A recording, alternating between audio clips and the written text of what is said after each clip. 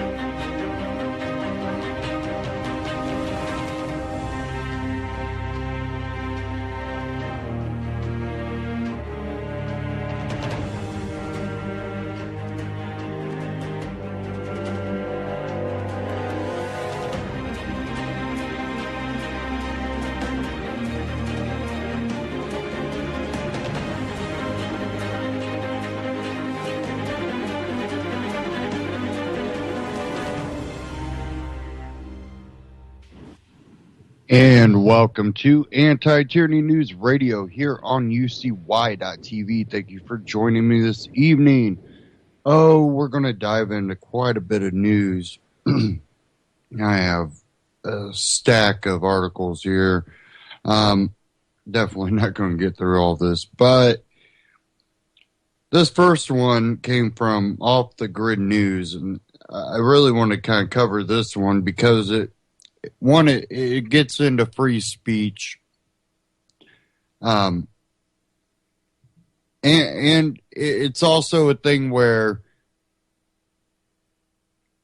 what we have noticed with all the political correctness is that they're literally, excuse me, they're literally taking titles or, descriptive words that have for generations been used in a way that was not a racist or derogatory type use.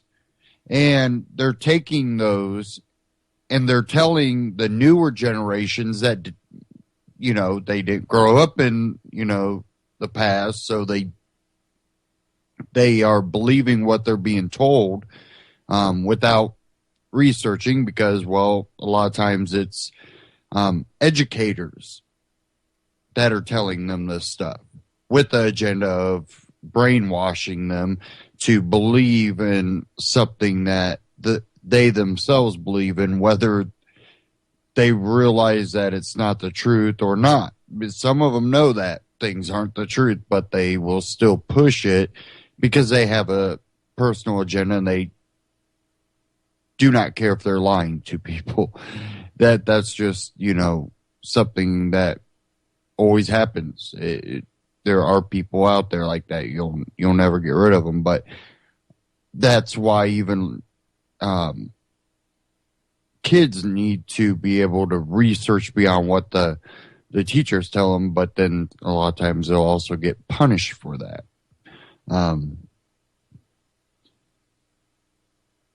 This article kind of touches on that, how words or phrases or titles are basically being put out there as, oh, these are racist or derogatory. Some of them may be. Others might be descriptive terms. I've seen one that I kind of was like, hold on, that really? That, okay, no, I don't think it is. But let me get in this article. It's from Off the Grid News. Obama just banned 7 phrases from federal law. It is now prohibited for the federal government to describe people as American Indians or Spanish speaking, according to a new law signed by President Obama on May 20th. The law, House Resolution 4238, targets what supporters of the bill called outdated and even offensive terms in laws which were written decades or generations ago. Media Research Center reported 7 terms are now prohibited: American Indian, Indians, Eskimo, Oriental,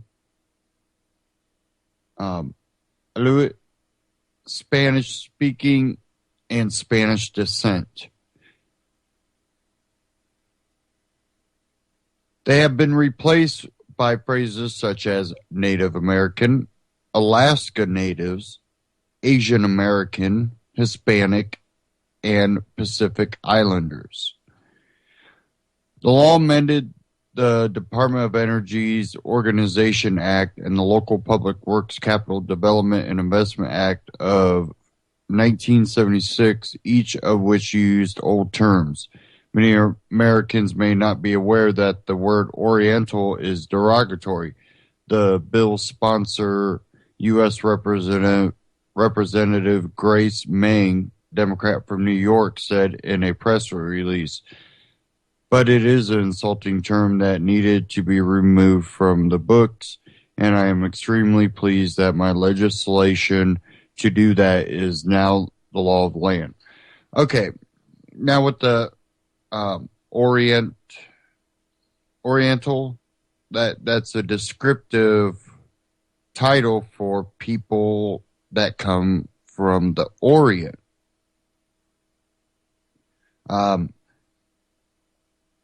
Indians, well, it matters. Are we talking about people from India? So now, if we talk about people from India, will we have to call them the people of India? Just because, well, we put Indians in there, and, well, Native Americans are sometimes referred to as Indians, and we didn't want that to happen.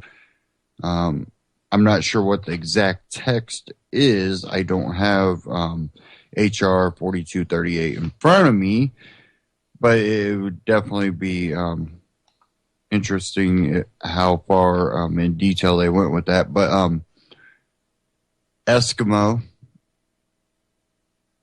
Spanish speaking, the term Spanish speaking, and Spanish descent. Really? Descriptive phrases? Spanish speaking might say that people that speak Spanish, the Spanish speaking people, whether it's Spain, whether it's Mexico, South America, wherever. Maybe they wanted to put that in there. And Spanish descent, people that are descendant of Spain? Really? This stuff is just crazy. And the simple fact that a bill like this House Resolution HR 4238, even could make it through Congress where they're saying, well, you can't use terms that may be derogatory, may be offensive.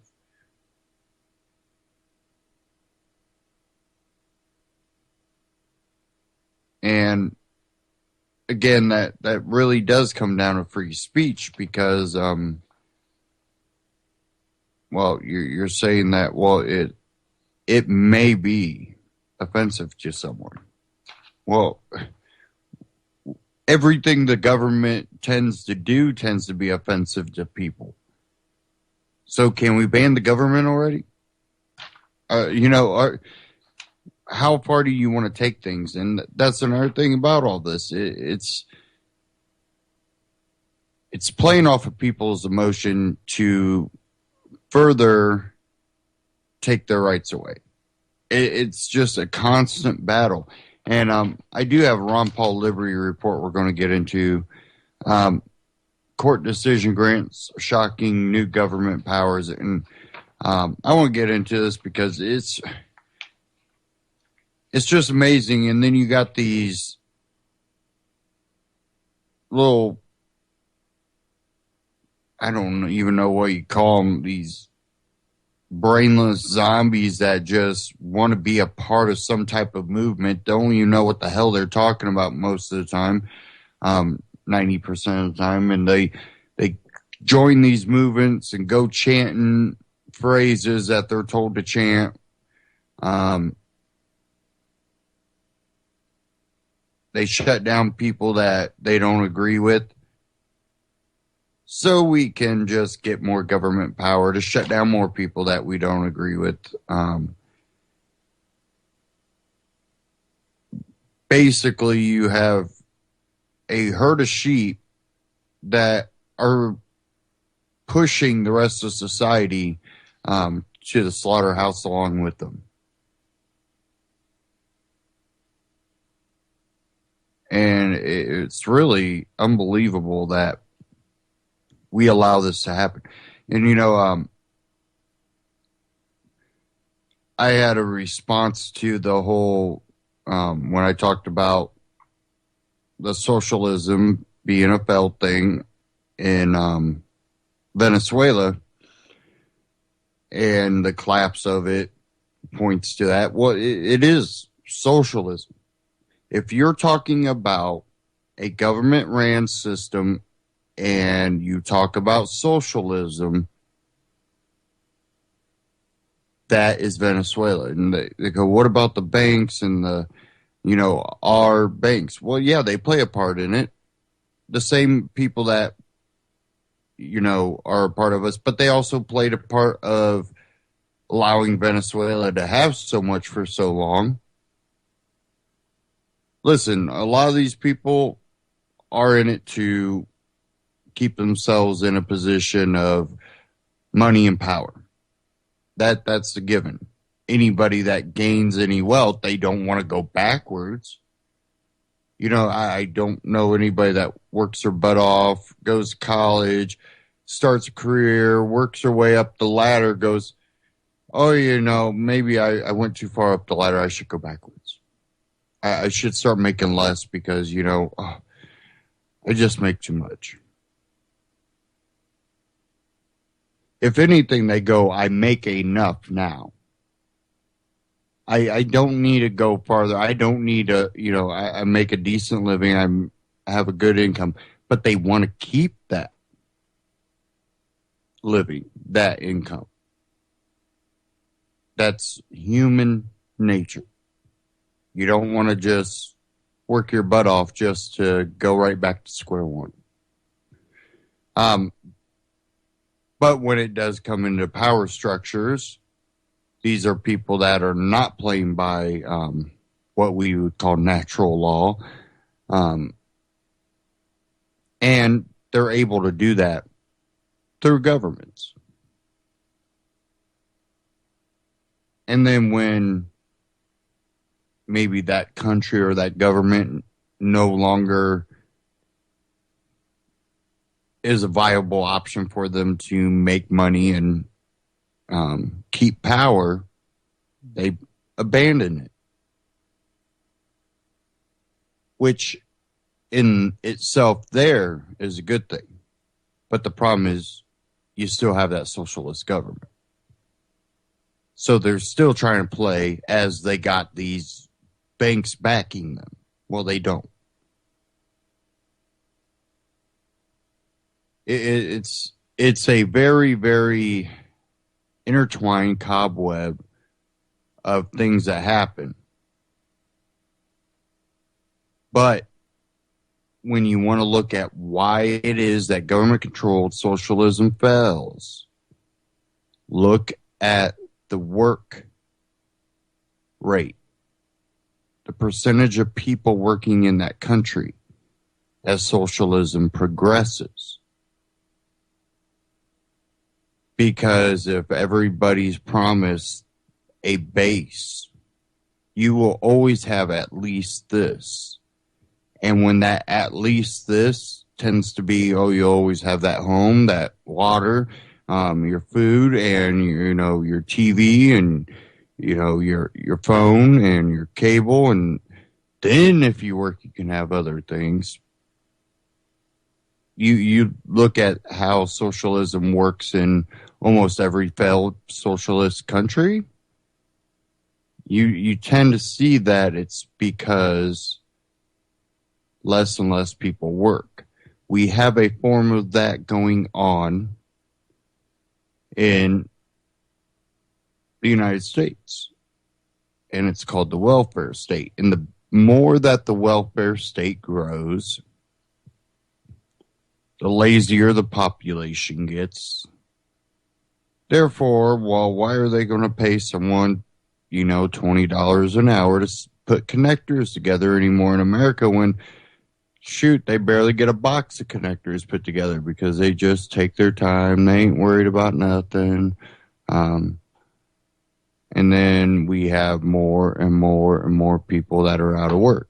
Again, another cobweb of systems. And, that's not the only thing that's causing this. That's not everyone.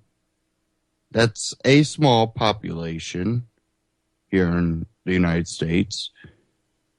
But it is a population, and it does continue to grow.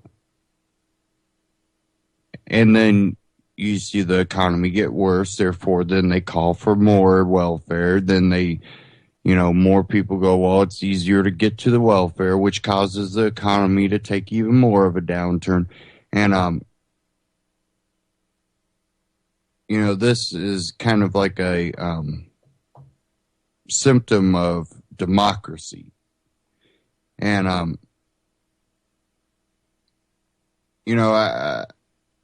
I was watching a documentary a while back. I've talked about it with our people too before, because, Aristotle was someone that I read and was kind of interested in. And, when he talks about, the problem with democracy is that then the population can get to a point where they can start taking from the most wealthy people and take that wealth away. And that's a problem for freedom. Because that goes against, that individual's freedom to have his wealth, to gain wealth and keep their wealth. His answer to that was basically a welfare state, not realizing that creating that welfare state is doing exactly that, and all it does is prolong the eventual realization that we get to that point. And we see that today. The idea of redistributing the most wealthiest people, which, they say the 1%, where it's really, a tenth of the 1% that you should be looking at, because those are the complete and utter corrupt people. When you look at that, it's like, well, we just kind of prolonged that inevitability, but did we really? Because there's other places that had, one, less democracy, which democracy ended up growing out of the freedom. Oh, we should have democracy. We should get a vote on things and vote whether we can take people's property and money and wealth. And then it further went to, some type of authoritarian mob rule that turns around and bites itself in the butt, and then you see the collapse of societies. I really want to get in this court decision, though. Ron Paul Liberty Report, court decision grants shocking new government powers. Let's go ahead and dive into this.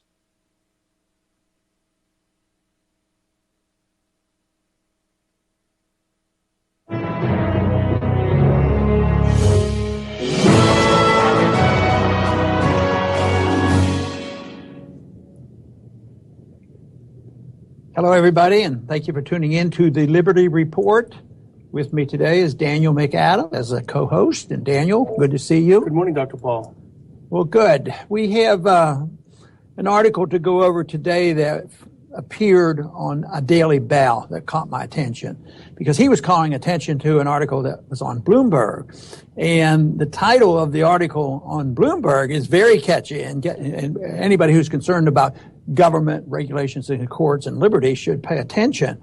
And the title on Bloomberg was, "The Government Just Got More Powerful, and That's a Good Thing." Oh boy, what's going on here? I thought we were supposed to shrink the size of government. You know, people were frustrated with government. Everybody's annoyed with government. But the article was written by Cass Sunstein. And he's a pretty well-known lawyer. He used to be in the Obama administration. He was in charge of information and regulatory affairs. And he's a real believer in regulations. And what the court was dealing with last week, and this is the Supreme Court, was the Our principle, which in 1997, it was agreed that the regulatory agencies would have a lot of leeway in interpreting regulations. Congress notoriously have never been very precise, and the agencies have overreacted. But they more or less put it into law in 97, saying, yes, they do have the leeway. And if there's a confusion, you don't need to go to a court. You don't have to go back to Congress. You just let the agencies make these decisions. Well, they were already making too many decisions. So that was the principle that was being challenged, and they took it to the Supreme Court. So the court had a chance to reverse this, and a few people were hopeful that they could cancel out that principle established in 1997. But it didn't happen. It was sent back to, and let it stand. They sent it back to the minor courts, lower courts, and they don't expect it to come up again a long time. One judge objected to that, and that was Clarence Thomas. He didn't think that was a good idea. And yet here we are, hopefully shrinking the size of government. But I know you're familiar a little bit with this Cass Sunstein. And he had a book that called Nudge, which really reveals a lot of what he's about. But he's a scary character as far as I'm concerned. Yeah, he is an ideologue. You know, he's a philosopher, an ideologue. Deep down, he is an authoritarian, not even deep down. But, you know, the thing about Sunstein, he has a reputation of being a liberal, a person of the left. But critically important in 2002, he was one of the first scholars who came out and said, President Bush is absolutely right to have these military commissions. We don't need trials for these people who are suspected of being terrorists. So he really backed up the neocon role in changing the way we look at jurisprudence. And as you point out, the concept of nudge is that people often do things that some people think are not in their best interest. And there needs to be a power to nudge them in the right direction. Yeah, and it's based on the assumption that people don't know what to do. But it's very sinister. It's sort of very seductive. And he's quite willing to admit that you should use this with, enticements. You know, if we give benefits, maybe we'll get them to do something, or remove benefits and sort of threaten the people. But people aren't smart enough to control their destiny, and he wants to control human behavior, which is sort of ingrained in most politicians to some degree. But this is much more so, and it's very explicit, seeing this as a responsibility of smart people. And, of course, I don't think a person like this, I may be wrong, but I'd make the assumption he's probably not doing this to become a billionaire. Mm-hmm. He's probably making a nice living, but he's doing this because he truly believes that this is the best way. Because I've had members of Congress tell me when I quiz them, why are you doing this? Why are you interfering with people's personal decisions? And they flat out told me, They're not smart enough to do that. And that's an attitude. And this certainly epitomizes this, that through the regulatory agency, you can nudge people to go in a certain direction. So this is why this is so important, because this will dampen this. And, when it came to him being a friend of the Bush presidency, he strongly endorsed what they were doing by executive orders. I mean, whether it was through the agencies of government, the executive orders written by the president, which means this is further evidence of the rejection of the responsibility of Congress to live up to their mandates by the Constitution. When we first were considering whether to do this topic today, we both kind of thought might be a little esoteric to try to do 10 or 15 minutes about it. But I think if we could explain it at its core, I think most people would understand, first of all, that there are authoritarians like Sunstein who believes that there should be philosopher kings who sort of the Straussian idea that tell people little white lies to get them to do things. But essentially what this does is it concentrates power into the executive branch. And if you operate under the principle that the executive branch should have all power because it will never do anything wrong because it's just full of wonderful bureaucrats, then this is where you'd go. But it takes away, as you pointed out, the legislative branch's authority to write laws. And then it also takes away the judicial branch's authority to interpret those laws. Just all gets packaged up and thrown to the executive branch. That's right. And that's the reason that some people who have even a small understanding of the Constitution comes away pretty frustrated, because it really doesn't exist in restraining the government. So I think it starts with the whole idea that regulations can be written by the executive branch, because the Constitution is very clear that all the laws were to be written by the Congress, not by the executive branch, and not by the courts. You could maybe stretch, and there's a debate about how much authority the courts should decide about the constitutionality of each law, but at least that was supposed to be limited to constitutionality or not constitutionality. The courts have way exceeded that by rewriting the laws and not just reinterpreting a rule yes or no, but rewriting the laws. So this, and now with the courts sort of standing aside and say, well, let's give more power. So you're right. The Congress, gives it up. They don't reclaim it because they could reclaim it tomorrow because they have the authority to cancel out all these regulations. And now they give a nudge to the courts where we don't even want to look at it. And that means more power to the executive branch. But actually it's probably even worse than that, because this is the assumption that they'll actually write down exactly what they want to do in a regulatory program, but they can just write an executive order. And, in one area, it's in the area of environmentalism and in the environment of the wetlands bills, because those bills were written rather narrowly.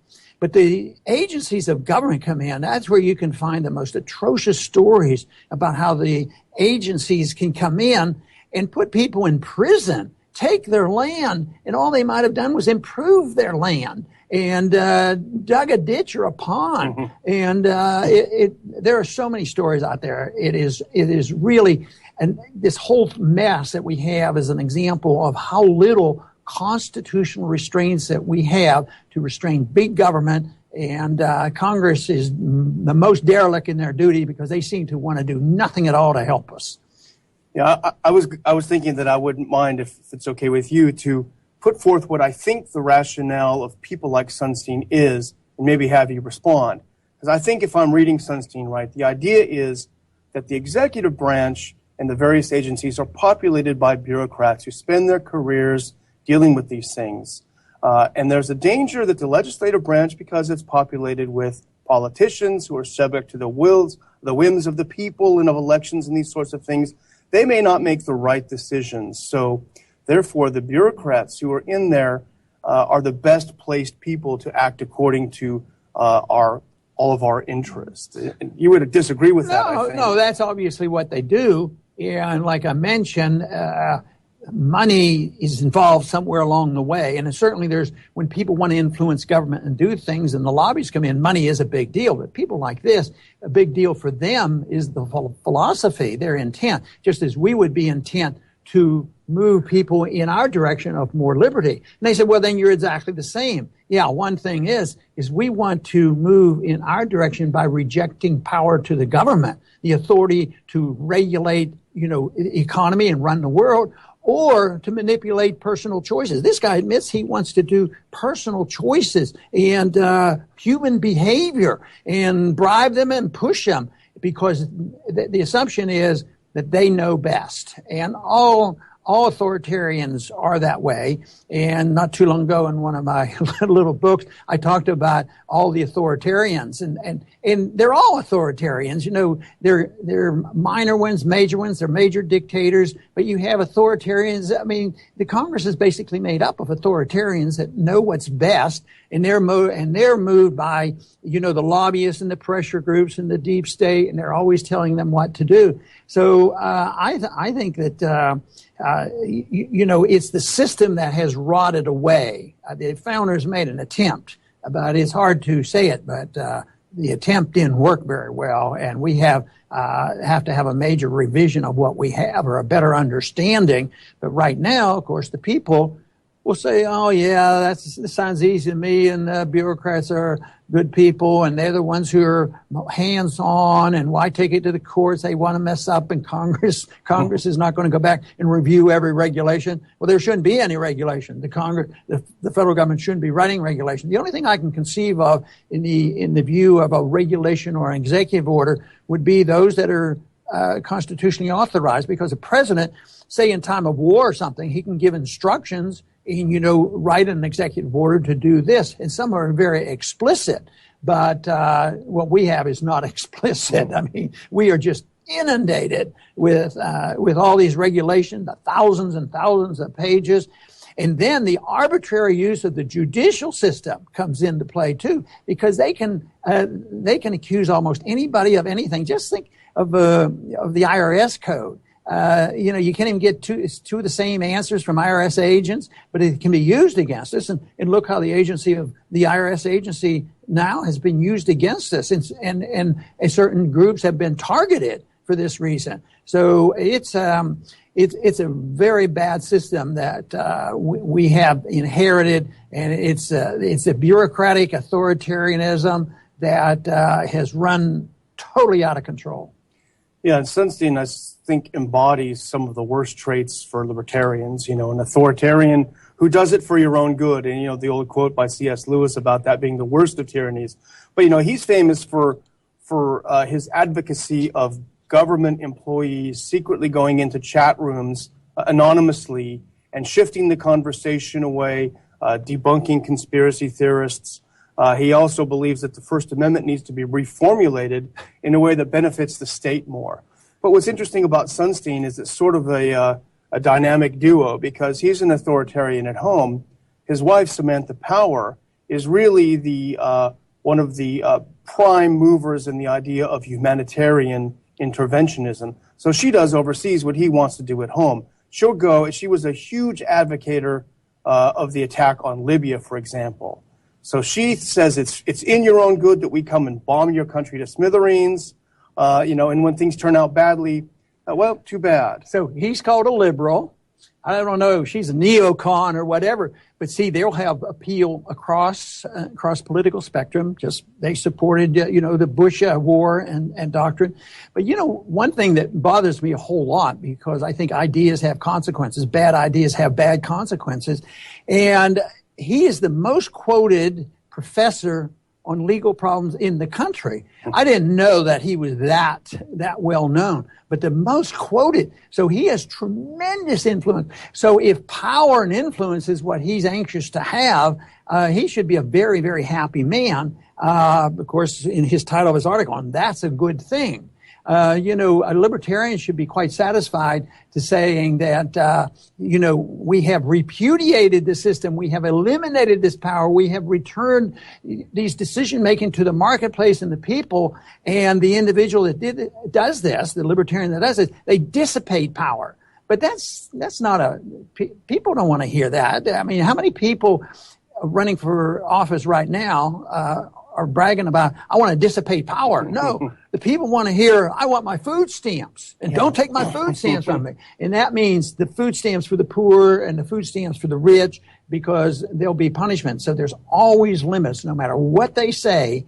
The deep state and reality is that there's a lot of influence there. What I want to warn people about is individuals like Sunstein, is he gives it sort of credibility, an intellectual credibility. It just doesn't pop up and these people are bad people. But they look to him. They're reading it. He's a professor at Harvard. Yeah. How could he be wrong? And I wonder how many libertarian professors there are at Harvard. Maybe you know the answer to that. I would guess probably not too many. I think Tom Woods went to Harvard, so they didn't do everything wrong. But, when it comes to great legal minds, I prefer Judge Andrew Napolitano to Sunstein. There you go, and that would be wonderful. When we saw a list recently put up by one of our candidates for the possible Supreme Court appointments, of course, Napolitano would be by far the very best, but that's not likely to happen.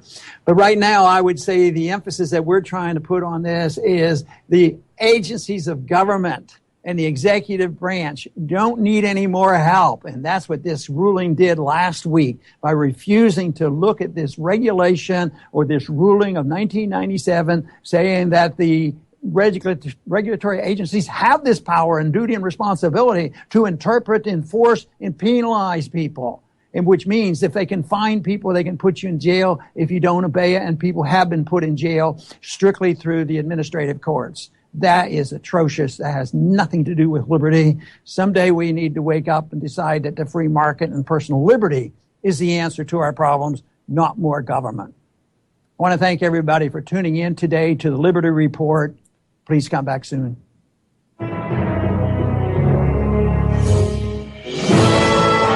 Ron Paul Liberty Report on YouTube, RonPaulLibertyReport.com. Check them out, subscribe. Now,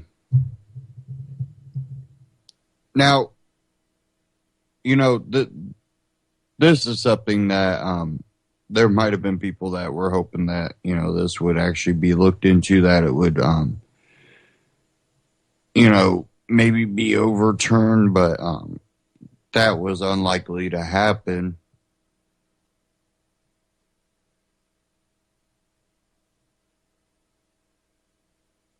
Now, when it comes to what's going on, it's not only that this allows the ruling that lets regulatory agencies, just write law and rule as they go along through executive order, basically. But it also is something that we have to look at the judicial Supreme Court system that is in place right now, where they are not really doing the job that they are supposed to do. They are doing the job that people are wanting of them. And there's a big difference. If you have a job to protect someone and you go, well, I could protect someone and let them be free, or I could just stick them in a cell and forget about them, and they should be safe in there. You are taking a way out that allows you to do what you want. And it kind of goes the same with the Supreme Court. They are supposed to basically review laws and go, yes, they are constitutional, no, they are not. But now they help rewrite the laws. Or even allow laws to stand that are unconstitutional. And it's not whether they want the law or they don't want the law. You should be able to be on the Supreme Court and go, you know what, I hate this law, but it is constitutional. Or I love this law, it would help me out a lot, but it's unconstitutional. I can't, my job is to say, is this constitutional or not? When you look into any of the broad language in a lot of these bills, I think we have to go, oh, well, let's look back to what the people that authored this bill were saying. Because they used broad language, but they promised the people something. They think by using the broad language, they should be able to kind of make loopholes.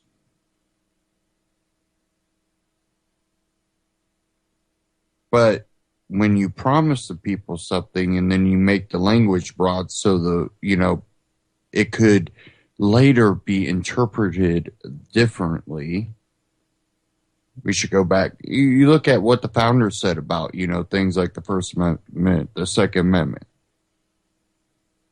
If you think that the language is broad at all, you just look at their explanations behind these things and why they were important. Well, if they did leave the language broad, well, they already defined it for you. Now, this is just an ongoing battle, and it doesn't seem to be getting better. It seems to be getting worse, and I think there's a lot of tension brewing, but there's also a lot of enthusiasm brewing, too.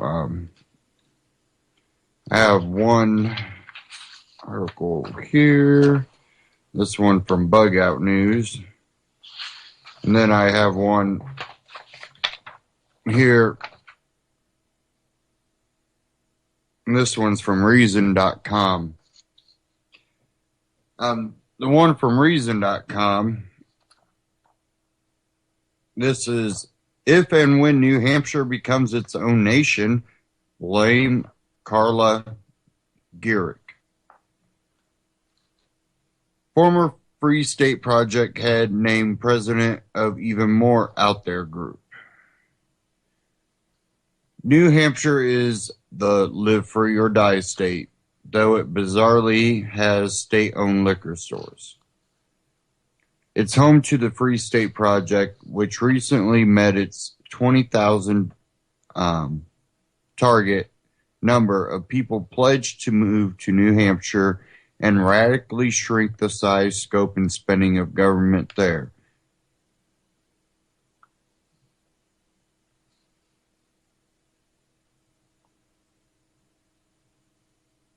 It says here, the former head of the Free State Project, Carla Gehrig, has just been named president of an even more out there group, the Foundation for New Hampshire Independence. Its mission? The Foundation for New Hampshire Independence believes that our state's future can be assured only by reclaiming our rightful status as a sovereign and independent nation. We seek to promote New Hampshire's peaceful separation from the United States through educational initiatives and the fostering of conversations between all New Hampshire citizens with an interest in freedom from the federal government.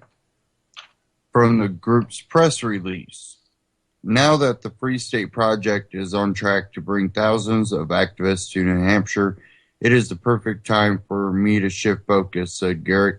I'm excited to help the Granite Staters, whether they're sixth generation or new movers, to become or to better understand the benefits of state autonomy.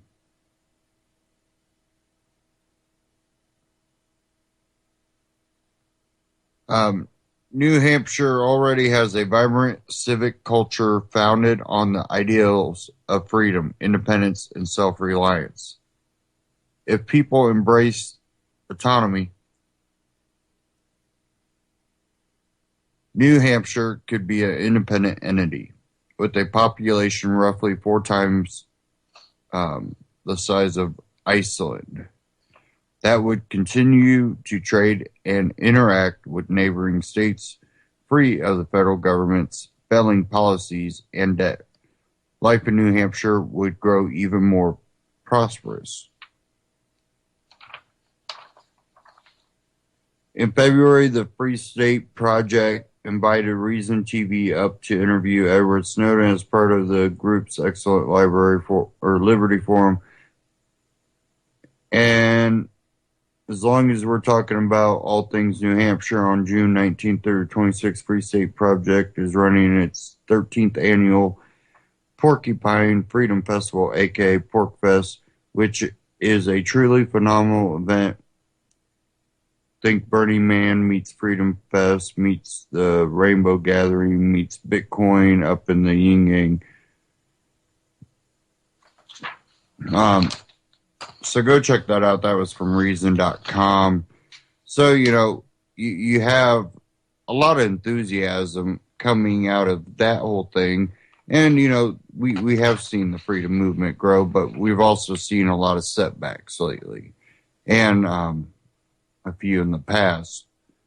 What I want to eventually see is the enthusiasm that we've seen back in, 06, 07, and 08 when Ron Paul was being pushed to run for president, when he finally, got in the race. There is something to say about that time in history, because that's when, the Patriot Act and all that stuff was already, put into place and acted, and we were seeing all of the negative effects of all this coming to bear. Now we're so far into it that things like TSA at the airport isn't being debated whether they should be there. It's the long lines. We're talking about long lines now. It's okay that they're there. We're already conditioned that they're there. That's what we should expect to have to go through TSA, lines and body searches and scanned metal detectors. There was a time that we were debating whether, this was helpful. We have the evidence now to show that it, the checkpoints failed, like, what was it, 95% of the time? That secret, people that were in there testing TSA snuck things through. And we're still not talking about, hey, why do we even need this? Why is this even helpful? They didn't stop the, underwear bomber or the shoe guy, whatever. All this is proven that this has been a very, very expensive fail. And it's coming out of your pocket, and we're talking about long lines. And people are okay talking about how we should better the long lines. Not talking about, why do we still have this failed entity that their own people were able to sneak things by them. That possible legitimate threats got right by them. That property, a lot of property has been stolen by agents. Young children have basically been groped and molested, even though we wouldn't use that terminology. They were searched, patted down and searched. But when you tell your children you just don't let people touch you down there, And then we go, well, this is okay that this stranger does it because he wears that uniform. And we've seen the news articles. We've seen the track record. I had one here from Bug Out News. I actually had a couple from Bug Out News. Look at this pile, find the other one. I'm not sure where it's at. Oh, well. I got enough articles to go through. This one out of bugout.news. Anti-government rumblings are so loud and widespread that now even the mainstream media is taking note but missing the points. And for some reason, part of this article got cut out, so I'm going to have to bring it up here.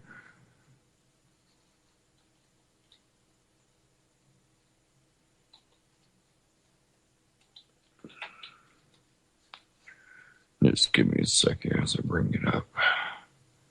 Here we are. Okay, anti-government rumblings are so loud and widespread that now even the mainstream media is taking note but missing the points.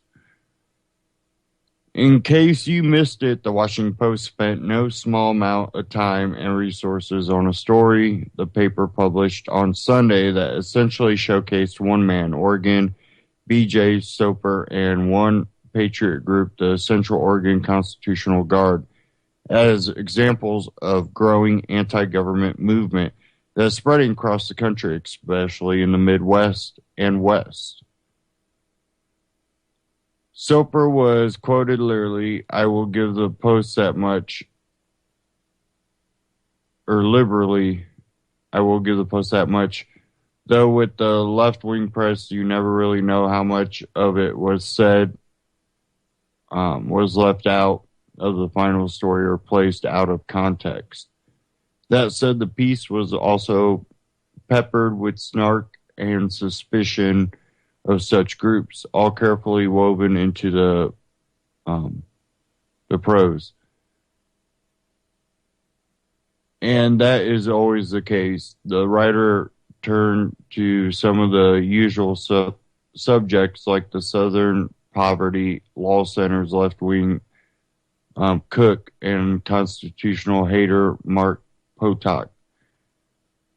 The counter-opinion, and of course the counter-opinion is also predictably unflattering. But this is what counts for objective journalism inside the Beltway, attempt at honest reporting while being very ideological and one-sided. Always makes me wonder why guys like Soper even bother giving interviews to mainstream media outlets, whose reporters are so opposed to them politically and ideologically. Sorry, guys. From the outset, that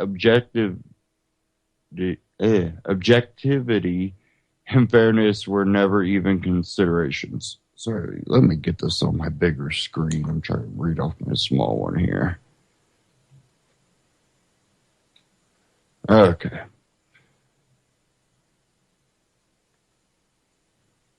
All that said, piteous for the story that disconnect with government is alive and well in America and is growing is absolutely valid and true, so much so that even the Post is moved to report on it, even as a sideways attempt to discredit Americans who feel that Washington simply has too much control over their lives. Yet the Post, like other mainstream media, completely whiffed on why tens of millions of Americans had enough or are damn close to it, that they are tired, really tired of being continually buffeted, micromanaged, insulted, and abused by the weaponized federal agencies and an initiative Congress that refuses to push back against a president who so clearly and so often abuses his constitutional authorities. The latest insult, Obama's threat to all public schools around the country to implement rules allowing students who self-identify as another sex to use the bathroom and locker rooms of their choice or lose their federal funding, was the last straw for at least one state legislator. Oklahoma, where lawmakers there argued members of Congress to initiate articles of impeachment against the president, his attorney general, and the education department secretary. That won't happen, of course, but the point is well taken. This president, if one were to read and interpret the Constitution honestly, through historic, not ideological lens, you can well conclude that the president, any president, simply lacks the authority to make any such threat. Congress appropriates that money to the education department, and it is to be spent in the manner it is appropriated for. Presidents do not have authority to unilaterally decide not to spend appropriated funds for the appropriated conditions. In any event, the Post and big government-loving liberal reporters throughout the legacy media see such opposition to Obama and these ludicrous unconstitutional actions as petty, juvenile, inappropriate, and unimportant, but they have a real effect on real people. That is everyone not living inside the D.C. bubble. And that's what's fueling the rise of in groups who in some way are pushing back. It's not about anti-government anything. It's about too much government everything. People are sick and tired of having to get permission for government to make a living, work their own land, or take a certain kind of job. They're tired of being overtaxed, underrepresented, and micromanaged. The Post doesn't get that. No one in the old school legacy media gets that. Either because they aren't living it or because they are too arrogant and full of themselves to think that anyone else whose opinion and life experiences are different don't matter, which just compounds the discontent. There are a lot of BJ Sopers in the U.S. and his numbers are growing. It's not because Obama's black or because he's this or he's that.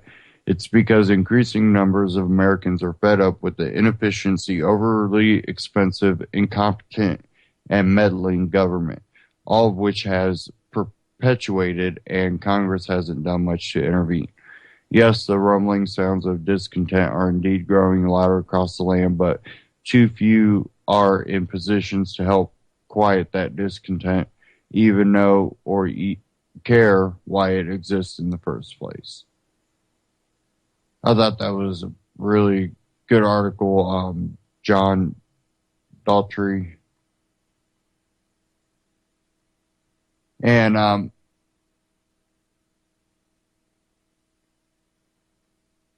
the rumblings in some way are promising, in other ways can be a little scary because it depends on what direction we take as a nation, what direction the government decides to go, and what happens in the long run.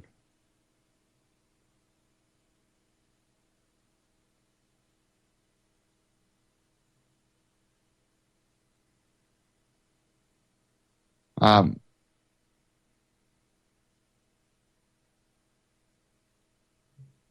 had another clip here I kind of want to get into before I cover some of these other articles.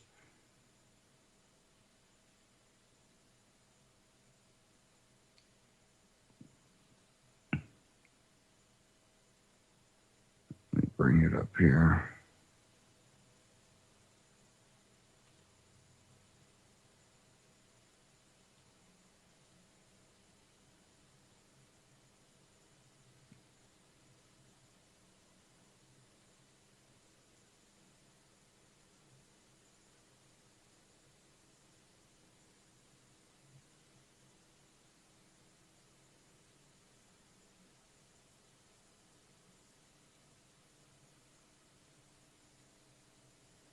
Sorry. little bit of a problem here.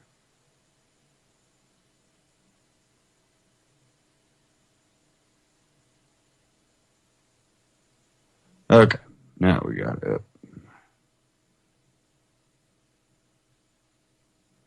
This is from We Are Change.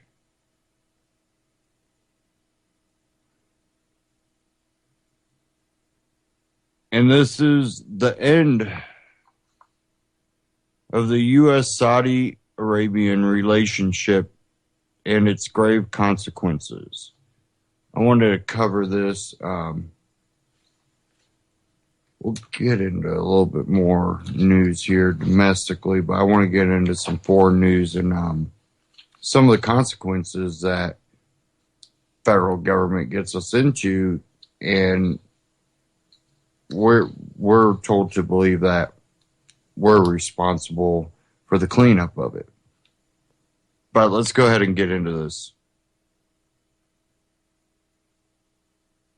Video, we're going to explain the insane, chaotic, destructive, and pure unethical relationship between the United States and Saudi Arabia, as well as telling you key latest developments about this long-term relationship coming to an end with an extremely messy breakup unfolding right in front of our eyes. Now, Saudi Arabia, the country that is, quote, not ready for women drivers, recently had tapped their Saudi legal expert, Khatib al-Shamari, from a major Saudi Arabian media organization that, of course, is controlled by the Saudi Arabian government, to come out and say the U.S. government blew up the World Trade Center towers as a pretext for perpetual war. He came out and said 9/11 was an inside job done by the U.S. government itself.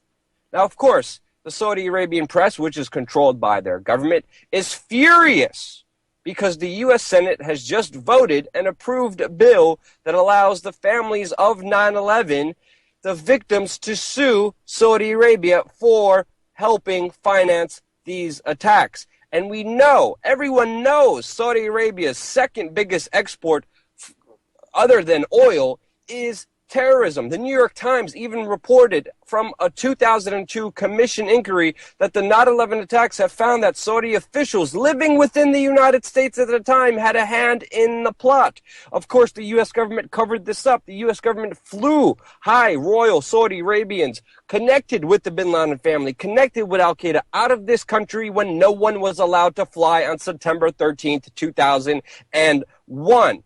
And of course, Saudi Arabia also threatened to sell off $750 billion if this bill was passed that would allow the family members of 9/11 to sue Saudi Arabia. This bill has passed, and we will explain the back and forth bickering, the back and forth manipulation that's happening on both sides in a little bit. But let's look at that claim that this famous legal expert in Saudi Arabia is making right now. Of course, Saudi Arabia had 15 of the 9/11 hijackers come from that country.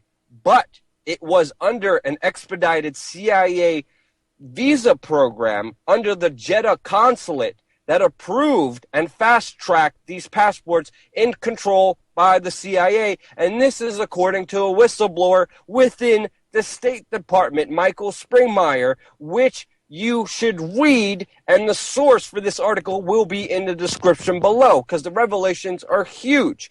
But also, the U.S. war machine that Saudi Arabia accuses the United States from starting after 9/11 is well and alive. Right now, with the war machine's annual budget, it could buy every homeless American a $1 million home. It can make everyone homeless in the United States a millionaire. That's how much the United States spends on the military. And of course, there's over 2,551 architects and engineers who prove this point, who say there needs to be an official investigation into 9/11, since all the evidence, all the peer-reviewed studies that we are looking at shows that the towers were according with witnesses who were there on the ground, and I could name them: Craig Bartmer, William Rodriguez, Kevin McPadden. I could go on and on and on with witnesses who saw explosions and bombs going off on the lower floors of the Twin Towers,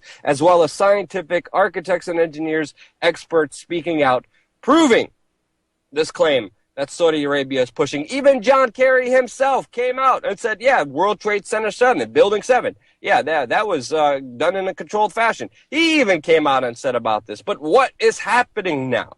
Why is the Senate okaying this bill to let families sue Saudi Arabia? Well, we're seeing a constant back and forth. Even though the Senate did approve this bill, did vote for it, it is still to Barack Obama to sign it and approve it. And he has said he wanted to veto the bill, and he has said previously he would not sign the bill.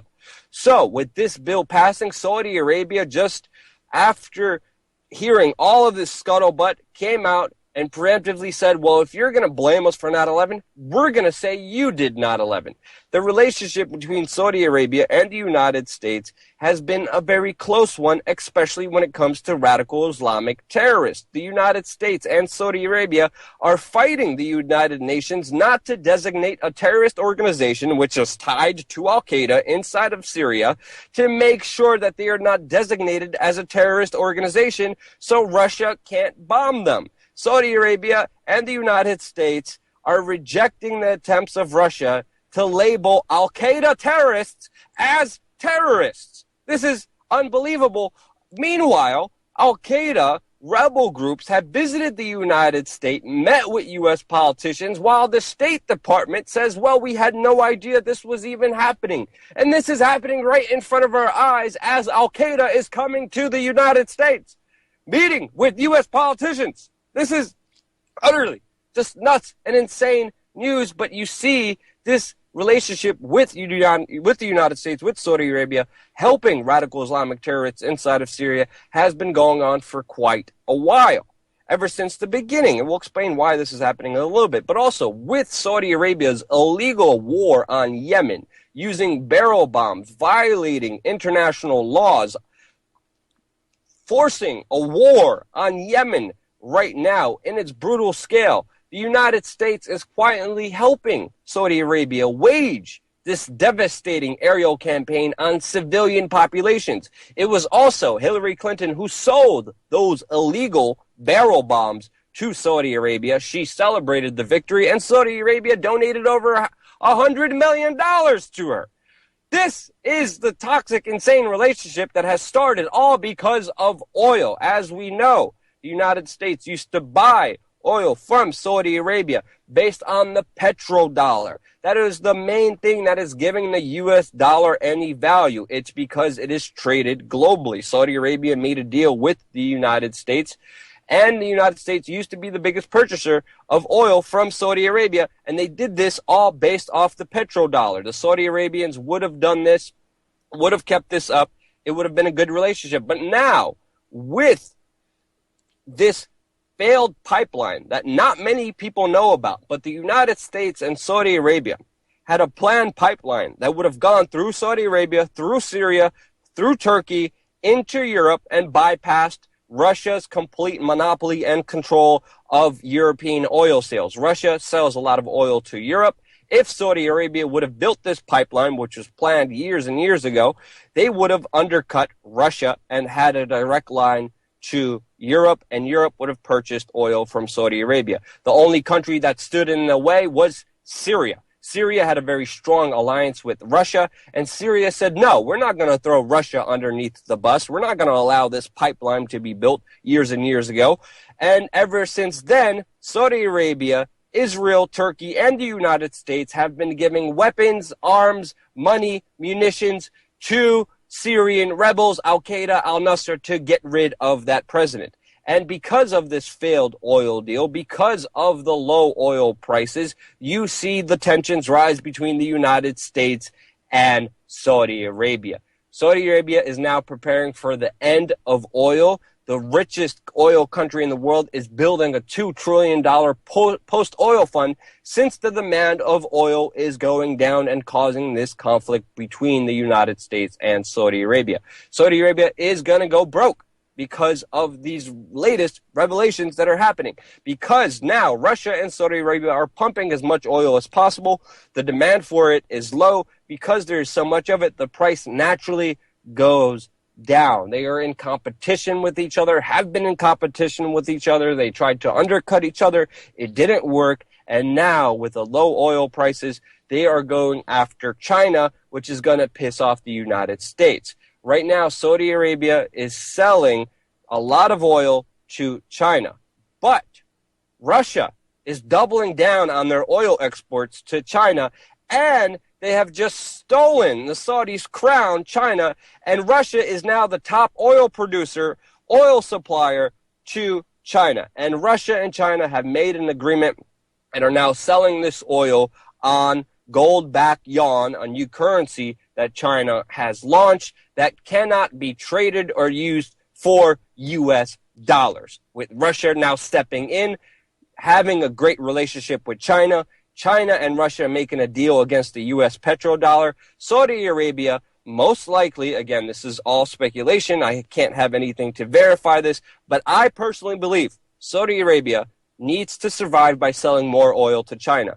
They only accept gold-backed yuan for their oil. China is pressuring Saudi Arabia. Saudi Arabia is thinking about switching alliances from the United States to China in order to economically survive. That's why the United States came out and said, well, we're going to say you did 9/11. Now Saudi Arabia, on a low level from their media, which is controlled by the government, is saying, no, you did 9/11. And this is the back and forth bickering happening geopolitically, all based on power, money, and control. A full breakdown here on youtube.com/wearechange. Subscribe. As this relationship becomes more destructive and chaotic to both sides, we will be here breaking down the latest geopolitical international news like no one else on the internet.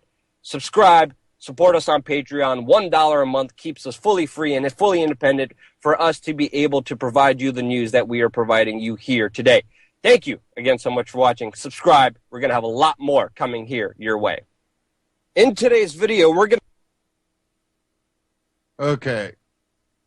Now, we've talked on this broadcast about the fight with the petrodollar, the fight with, with China and Russia and their alliance to go off the U.S. dollar as the petrodollar, which they have done, cutting Saudi Arabia out of the deal, which basically has relied on the U.S. dollar for their petrodollar. Now seeing a hit from that, now also the relationship between Saudi Arabia and the U.S. has gone down the crapper. Not to mention that Saudi Arabia tends to be a very big violator of human rights. So maybe it's not the saddest moment, but the problem is we've had, what did the founders call it? Oh, yeah, entangling alliances. And I think now we are really going to start seeing that pressure.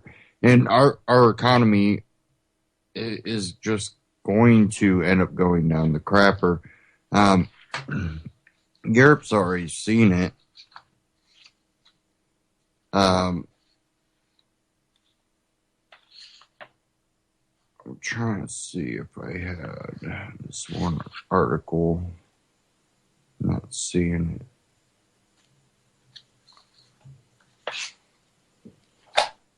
I do have this one from Activist Posts talking about the European Union, Europe, the EU has really been devastating to most of the EU countries. But I had this article right here from Activist Post, 7 reasons to vote out the EU.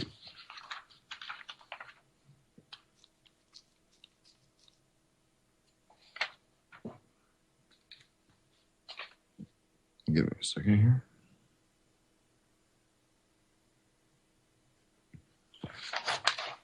here. Says many people have been grossly misled on matters regarding the European Union. The truth about the EU and what it really represents has not been fully revealed in mainstream media and probably never will. The snake oil salesmen, senior politicians continue their fear-mongering founded on falsehood to get you to vote in favor of staying in the EU. What they will not openly reveal is their ulterior motives for wanting you to stay in. The massive moneyed interest at stake involving them and a small handful of crony capitalists, fat cats, who have them in their pocket. Further, there is an even bigger picture having hidden ulterior motives involving a far greater reason to vote out of the EU, discussed later in this article.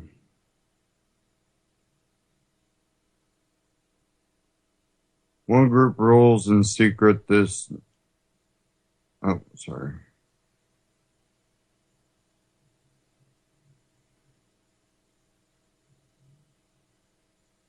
In light of this, here are 7 reasons to vote out of the EU on June 23rd. Number 1, avoids an even greater concentration of power, wealth into the hands of a select few. Time after time, there have been cases where greater top-down control and centralization of power has involved more corruption, failures, and problems. Look what happened with the Soviet Union. The European Union is no exception. Number 2, demonstrates your objection to a lack of transparency and accountability within the EU. Since the UK, for example, has lost its power to a number of bureaucrats taking taxpayers for a ride on the Brussels gravy train. Thousands of these bureaucrats have paid themselves unjustifiably high wages, according to the Brexit, the movie. More than 10,000 are paid higher than the British Prime Minister. They have implemented numerous pretty intrusive regulations with all the red tape, all done without the need to be transparent, accountable to the likes of the people.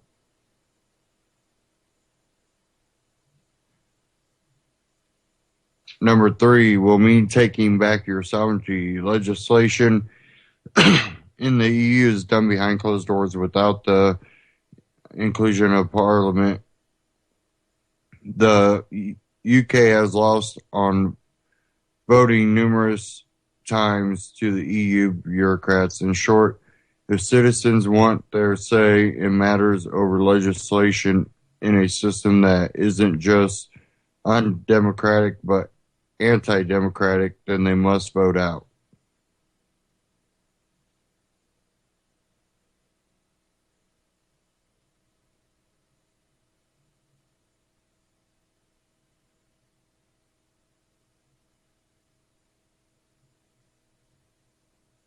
And this is from considered one of the founders of the European Union. They had this quote on here.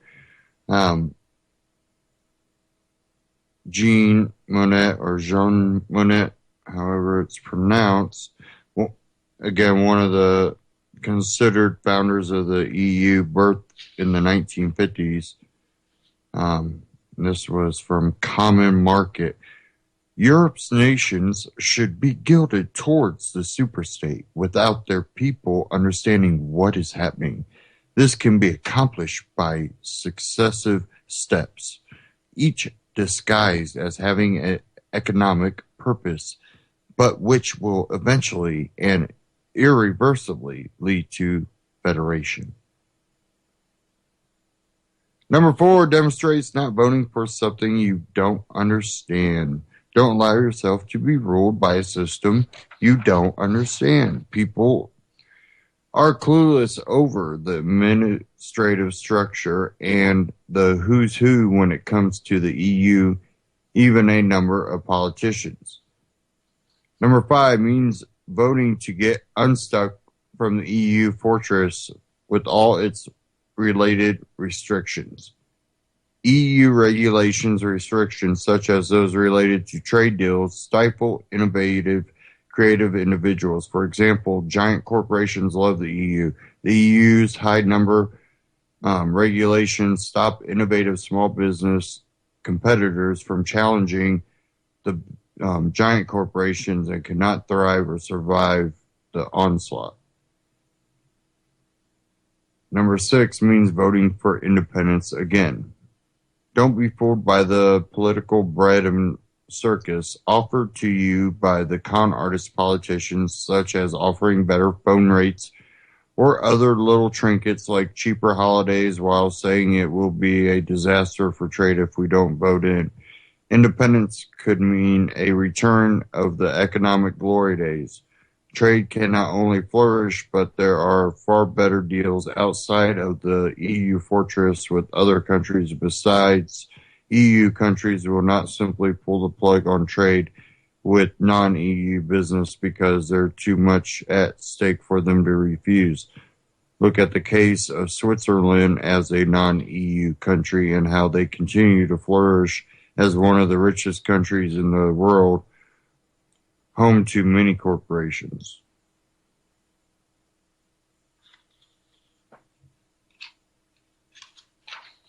Number 7 demonstrates that you see right through the EU and know that there's a sinister hidden agenda behind it. More specifically, you see the big picture. You know that the EU is part of the totalitarian step-by-step advancement towards a global fascist New World Order agenda. The plan is to create a one world central controlling government, one central bank, cashless society, which would shake life or make life impossible to exist outside of the tyranny. Militarized police state, big brother, mass surveillance, gross, uneven distribution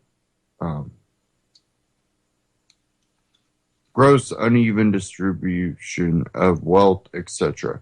The plan for the centralized control involves dividing the world up into 4 major interlocking territories: the North American Union, African Union, Asian Union, and European Union. Remember, Orwell's 1984 was a warning to us on what's to come if we let ignorance and compliance get the better of us. For example, it was no coincidence that his fiction novel described a dystopic world split into 3 superstates: Oceania, Eurasia, and East Asia. The big picture. Recognize the hidden agenda and the push for joining the EU. Don't allow yourself to become a victim to the wishes of a heartless control system run by power-mad, self-serving psychopaths. And again, that was from Activist Post. That was titled 7 Reasons to Vote Out of the EU. And there's been times where others had the chance to get out and they haven't, and I'm sure they're wishing they had.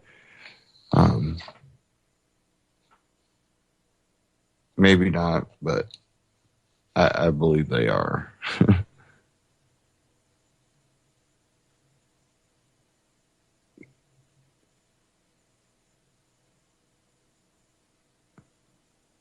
Give me one more second here.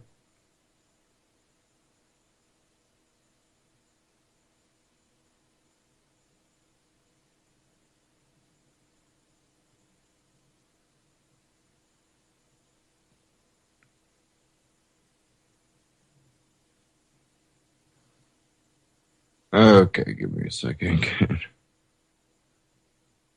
Why this wants to do this right now here?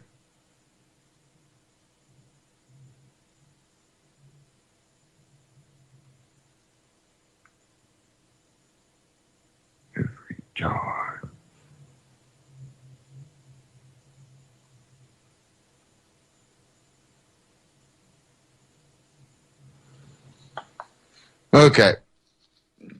Now, when we look in the U.S., we're seeing some of the effects of the type of trade deals we had, the TPP, and I did have an article, not sure where it went, but covering the TPP, and basically now that a lot of the TPP language is out, there's a lot of talk about what's actually in it. And a lot of people are saying it's worse than originally thought. Well, you got to understand that this was all talked about and done in secret with these giant corporations. I'm not talking about your little local corporate, corporation. I'm talking about the big corporations.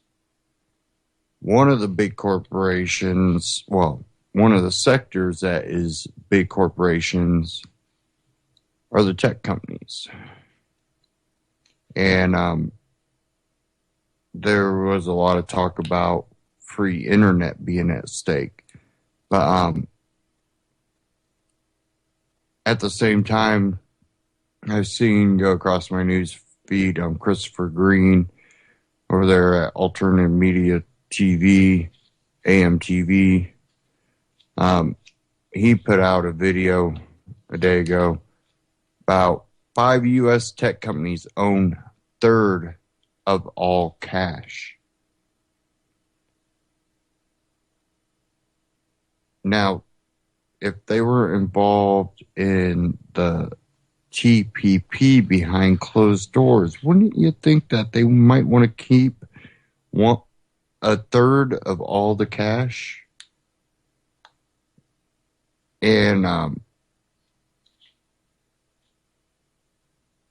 as the EU is to a lot of the European countries, where it stifles innovation, things like TPP and having these corporations be involved in that will also be the same way. But I do want to, 5 U.S. tech companies own third of all cash. I believe this was a drive time one.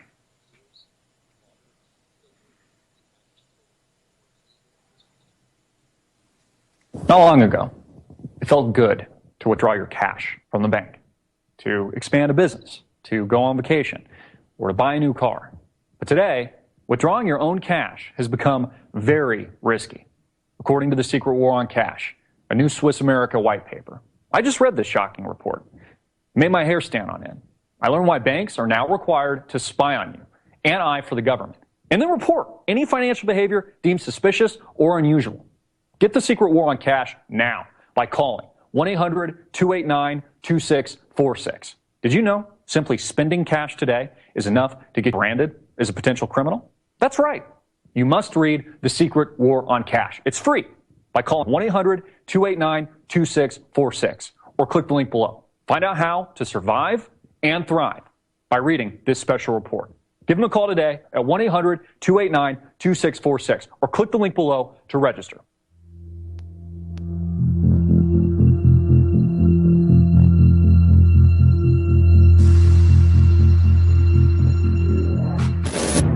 Hey everybody, I'm Christopher Green. You're tuning into AMTV, Alternative Media Television. It is Monday, May 23rd, 2016. I read an interesting report, which is no surprise. In fact, many of you should already be familiar with this if you're not already. But the top 5 biggest companies really on the planet, the top 5 tech companies, companies that make up Apple, Oracle, Cisco, Microsoft, and I'm missing one other, hold about 1/3 of all cash deposits.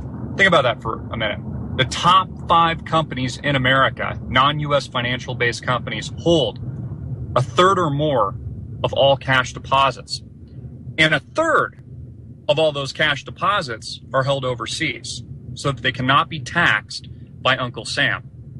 Now, why would these companies companies like Apple, for example, that hold over $200 billion in cash reserves, be holding so much cash that earns absolutely nothing. Again, interest rates are at a quarter point or less. There is no return on cash at all. Why would all these companies be holding billions and billions and billions and billions of dollars in cash?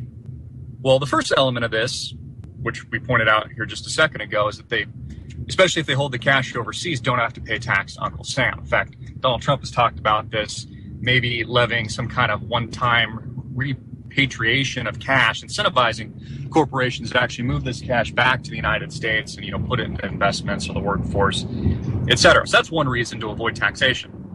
But another reason, and probably the primary reason, is there's, honest to God, no better place to put their money than just to hold it in cash, liquid, until they see a better opportunity. Now, of course, U.S. corporations have been buying back their stock in this low interest rate environment for some time now. This is what has largely, arguably, fueled this artificial bull run since the 2008-2009 financial collapse. Again, if you can borrow money cheaply and you can finance your company at 0% interest rates, then you'll certainly buy back your shares over a period of time, which in theory should increase the value per share of each company. So this is something that companies like Microsoft have been doing, Apple have been doing over the past few years, which is, again, there's a strong argument to say that this has been juicing the stock market and juicing returns up until now. But now we're entering a very interesting state in our economy where there's this huge cash buildup, and why U.S. corporations are accumulating cash and holding on to it, either for a rainy day or waiting for a better opportunity. There is a war on cash. In fact, I put a report out on this with Swiss America. You can download it for free. I'll put it in the link below in the description box, The Secret War on Cash. There's a war on cash when it comes to U.S. consumers. Well, the Federal Reserve raised interest rates. They are likely to raise interest rates, but not meaningfully in the very near future. So we could get another 25 basis point bump. We could get another 50 basis point bump. But keep in mind, even if we got both of those bumps in aggregate, we're still under 1%. So essentially, we're in a low interest rate, 0% interest rate environment into infinity. I think, as a lot of prognosticators have talked about recently, including Donald Trump, that we are very long in the tooth in regards to the U.S. stock market. Again, we've come from unprecedented troughs, and an unprecedented trough in 2008, 2009, unlike anything we had seen since the 1930s Great Depression. We remember, just a couple of years ago, the world was coming to an end. You remember this. George W. Bush came on camera and said, if we didn't bail out the banks with trillions and trillions of dollars, not only would the world come to an end, but there'd be martial law in the streets of America. Again, senators and congressmen have told the truth regarding that story. It's funny how, the alternative media is accused of fear-mongering, yet it's actually the mainstream media, our presidents, with these terror alerts, constantly reminding us to be scared at any moment that a bomb could go off or there could be a terrorist attack or this or that. Same thing with the TSA putting their hands down our pants and molesting young children at the airports so that we can barely board our planes and have to wait 4 hours to catch a flight. So again, we are extremely long in the tooth here. And U.S. corporations are accumulating cash either for a rainy day and or waiting for a better investment opportunity. But this also brings up, a host of other questions that we've talked about a lot. Primarily, is it a good thing that essentially 5 U.S. tech monopolies own, drive, and virtually manipulate the entire U.S. and global economy? Companies like Apple, Microsoft, Facebook, Amazon, etc. Is that a good thing? That we now live in a society where we're literally, that's not an opinion, about 5 companies or so, take your pick, absolutely monopolize our entire global economy. It brings up questions about, I've talked about before, how do we adapt to this changing work environment? How do we adapt to a world of artificial intelligence and robots where we experienced the Industrial Revolution, which moved into the corporate age, which largely took place in the 1950s, which became known as the quote-unquote cubicle 9-to-5 job. now to the tech age where we're just bleeding jobs. You know, for every job technology creates, it probably destroys 1,000, if not more, especially as we move on this exponential curve of growth, which few Americans and few global citizens actually understand what exponential rates of return actually means, how fast and quickly and parabolic that exponential growth is. You know, you may have heard of things like Moore's Law or the rule of 72 in investing, but with exponential growth, we reach a day and age where prognosticators and futurists, transhumanists like Ray Kurzweil of Google, predict by the year 2030 or sooner that all of artificial intelligence will exceed the human consciousness and development of all of humankind, making us, as Steve Wozniak has pointed out, the dog of robots, absolutely obsolete, creating this world of obsolescence in the not too distant future. So I want you to imagine this for a moment. In the next 20 years, your child, let's say, goes to college, and college probably looks completely different in the future, maybe a micro college or something like that. 20 years from now, they might study something in college that will be obsolescent in the 20 years after that. So the point being, things are moving so rapidly, so quickly, exponentially, so there's going to be a less need of people. We've heard this coming from the likes of Ray Dalio the other day. I spoke about this. Many of the elites know this, of course. There's just a need for less people. They don't need as many bodies.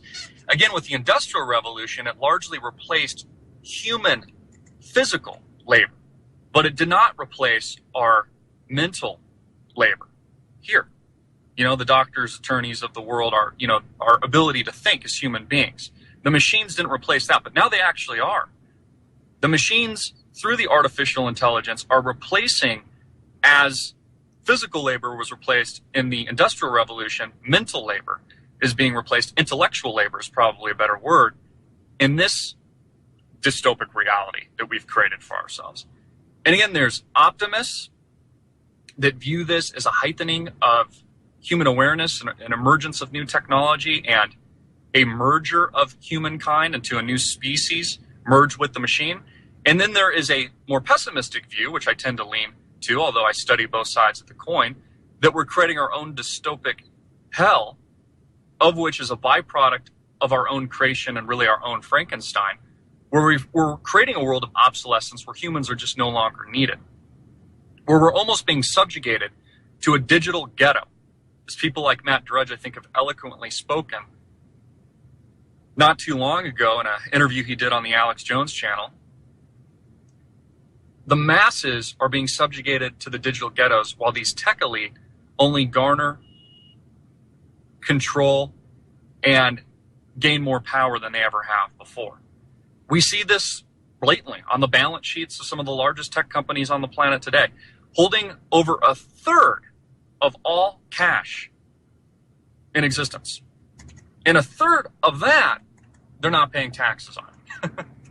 You know, all these tech elite, they do this.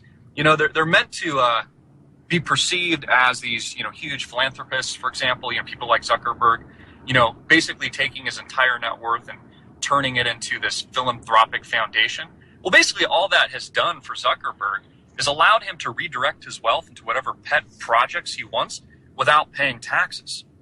Imagine if you or I could do that, the little guy, just, hey, you know what, instead of paying taxes, I want to take all the money that I would pay the U.S. government instead, and I would like to direct it into a project to, let's say, save the children or, cure cancer or something like that. That's essentially what Zuckerberg is doing. He's self-directing versus allowing the government to direct those funds.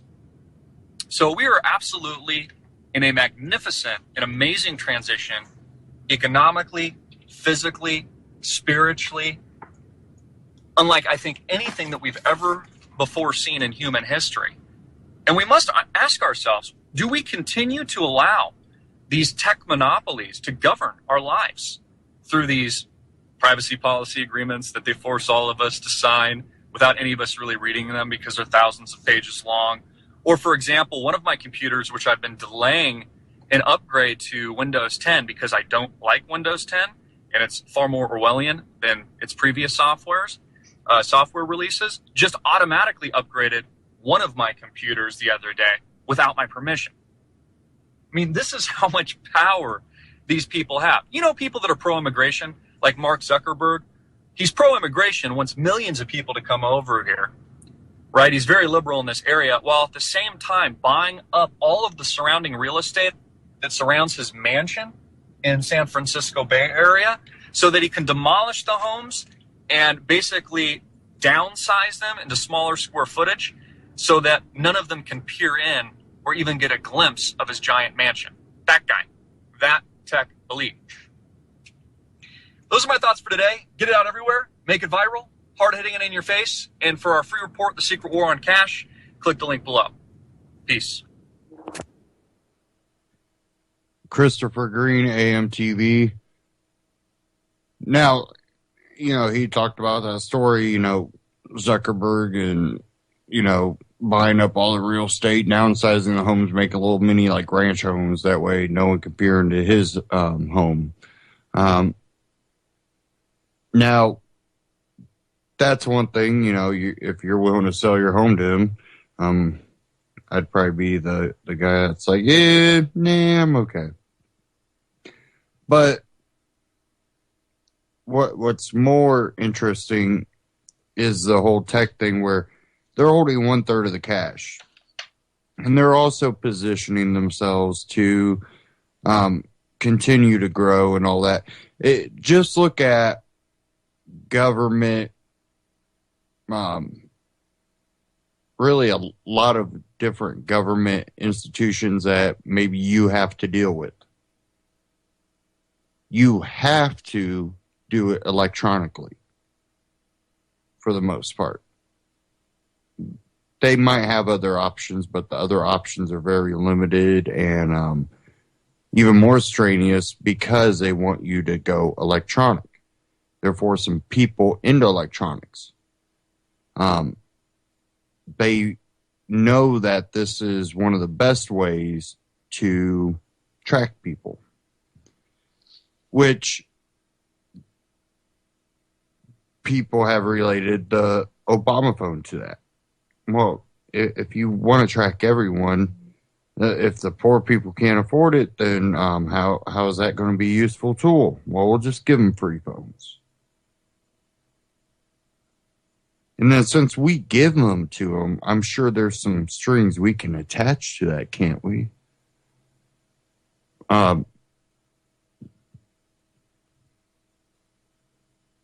In ways, technology helps us. A lot of times it makes it easier to find information instead of going through files after files after files or, you know, walking through a library looking for exactly what you need to read. It can help out things. It can make things where, hey, I need to look this up. Bam, I just search it, and bam, I can find what I'm looking for. In other ways, it confines you. Because then when those systems are in place where they can control it, kind of like they are now, where you have Google, a very, very, very active visitor at the White House, Eric Schmidt, and when you see a lot of these companies working like, Facebook, Zuckerberg in China, and of course here, then you start being confined. I kind of equate it to kind of what a lot of the big box stores did.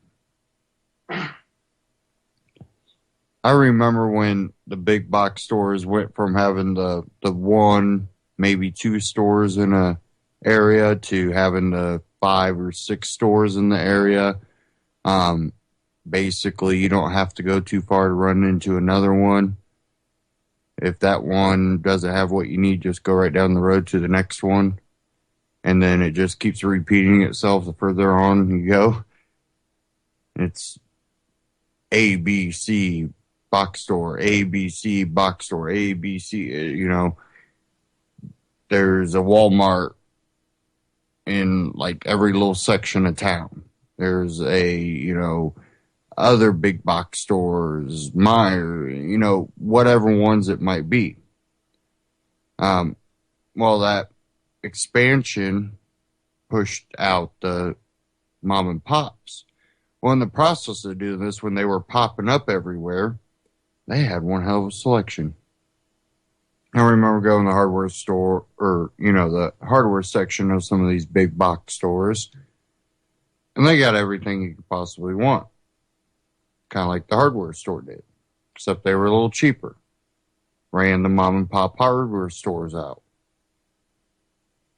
Now there's one or two mom and pop hardware stores for a large section of town, but the box stores that are all around started sizing down their little areas. So your hardware section has less, your tool section has less, your, clothing section has less, your everything has less. You can't, I can't go to a big box store and usually find the hardware I need. Unless it's a home improvement big box store, but then anything specialty I can't ever find there.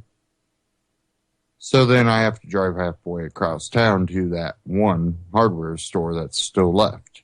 And of course, it's a chain name with the local owner of that chain right above the, label.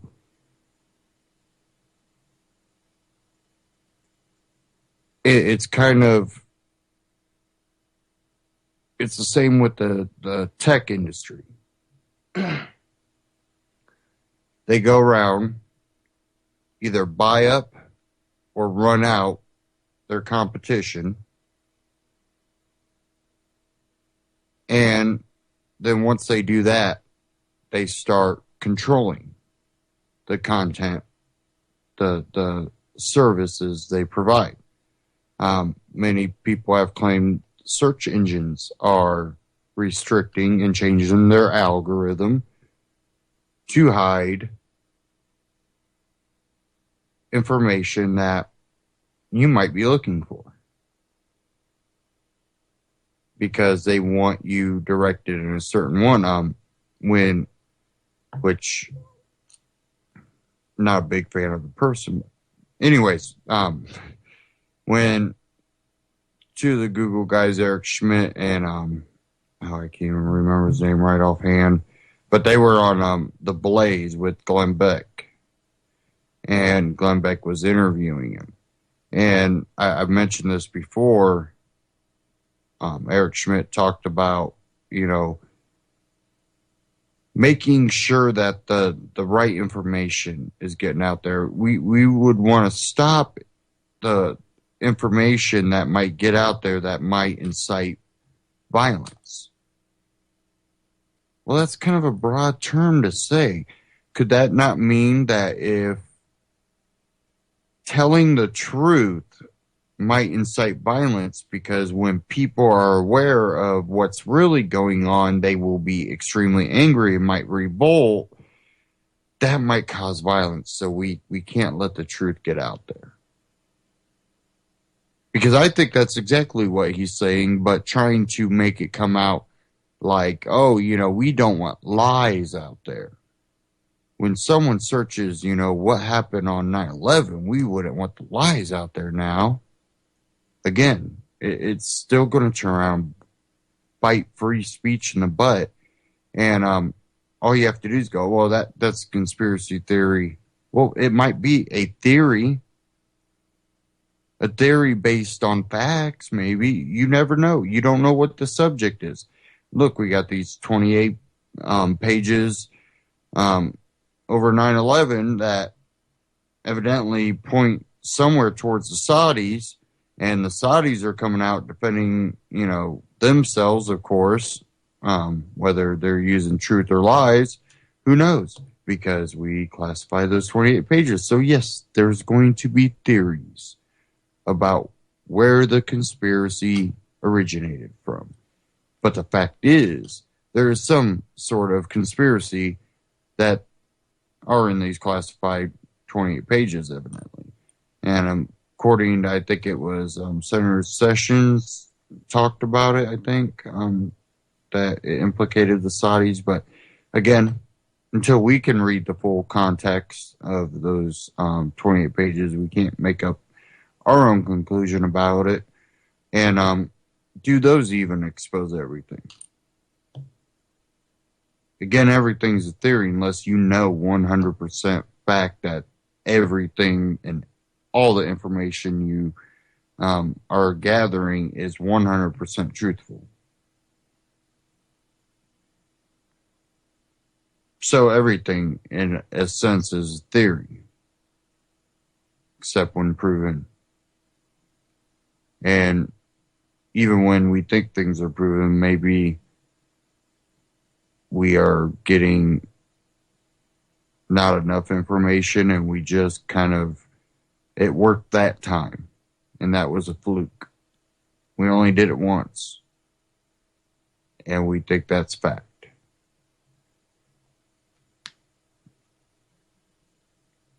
Now we are coming up to the end of the broadcast.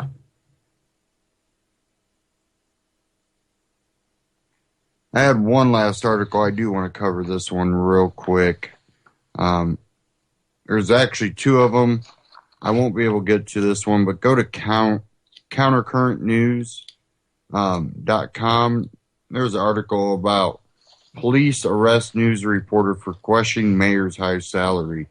Pretty interesting article.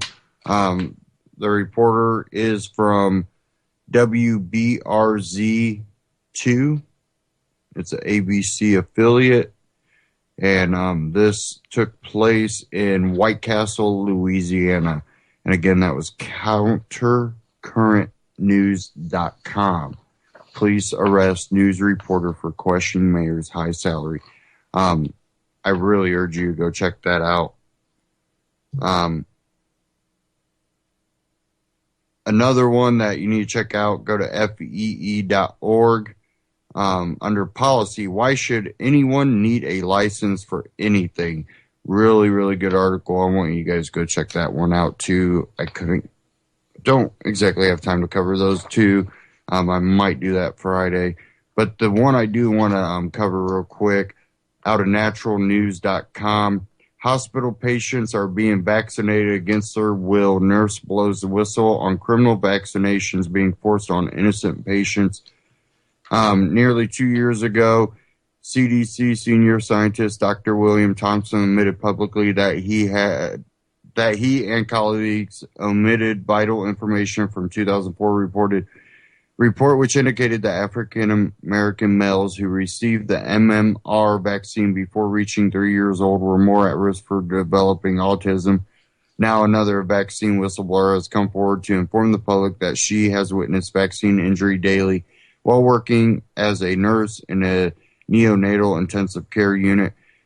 In an interview with InfoWars Nightly News, Michelle Roten of Nurses Against Mandatory Vaccines, a group formed in 2012 and which opposes mandatory vaccinations, discussed a callous medical system influenced by money, which adheres strictly to the Center for Disease Control and Prevention vaccine schedule, even when babies are born prematurely and have not yet grown to normal size, a practice that winds up harming many of them. What a lot of people don't realize is that in a closed space like a I